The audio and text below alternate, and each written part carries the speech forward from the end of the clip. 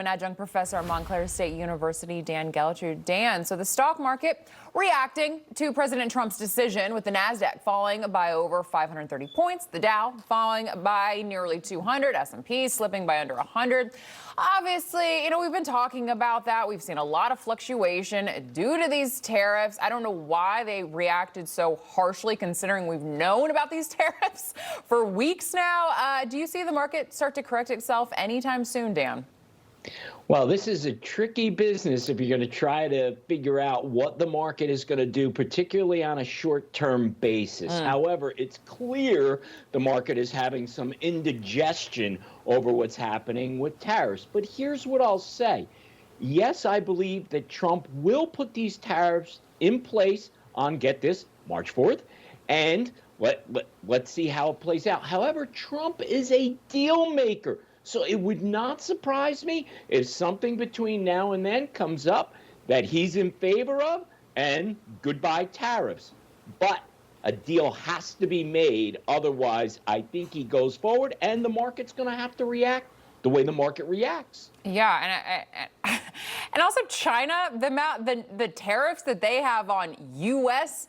imports, they're insane. Like, the vehicle tariffs are like at 100%. It's absolutely insane. I've been to China. I've seen the cars on their road. They have no U.S. cars over there. They've got brands I've never even heard of. So the fact that people keep saying how negative this is, that we're putting tariffs on Chinese imports, is just, I'm not really understanding where all of the hatred for these tariffs are coming from. But so pending home sales falling by 4.6% from December into January, sitting at their lowest point since the National Association of Realtors began tracking future closings back in 2001. So high mortgage rates, limited housing stock, and inflated costs of purchasing a home have prevented Americans from buying a house. Dan, we've talked about this over and over. Do you think we see the housing market pick up this year at all?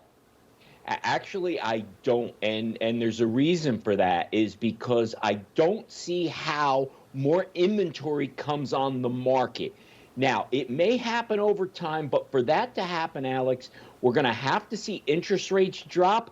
I'm not so sure we're going to see that, at least on a significant basis, number one. And we need to have more building going on. Now, will that happen? Well, the Trump administration is trying to bring down regulations so that there can be more building, but that's going to take time. So I think it's going to be another pretty tough year for those out there trying to buy a home. Yeah, and I know, I think it was either this week or the week prior, Trump was talking about really opening up more foresting to be able to get those lumber prices down, which would certainly help the housing market.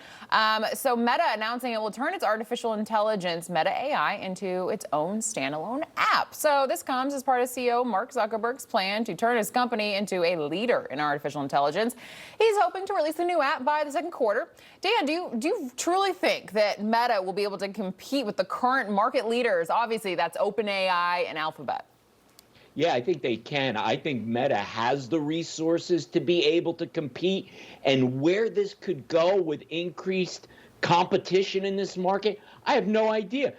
Is it a good thing or a bad thing? Well, I think there'll be a lot of advancements for AI, but here's what I say, Alex. How much privacy and other things are we going to lose as AI continues to expand? Maybe life gets easier, but I'm going to say perhaps a little bit more unsafe with Meta jumping in or being all in on this market. I know, and then we were talking yesterday, I think there was a new Amazon Alexa coming out, and I'm just so anti all that stuff. You're listening to all of my business constantly, and again, yeah, I'm not so sure about all of this. Dan Geltrude, thank you so much for joining us this morning. Have a great weekend.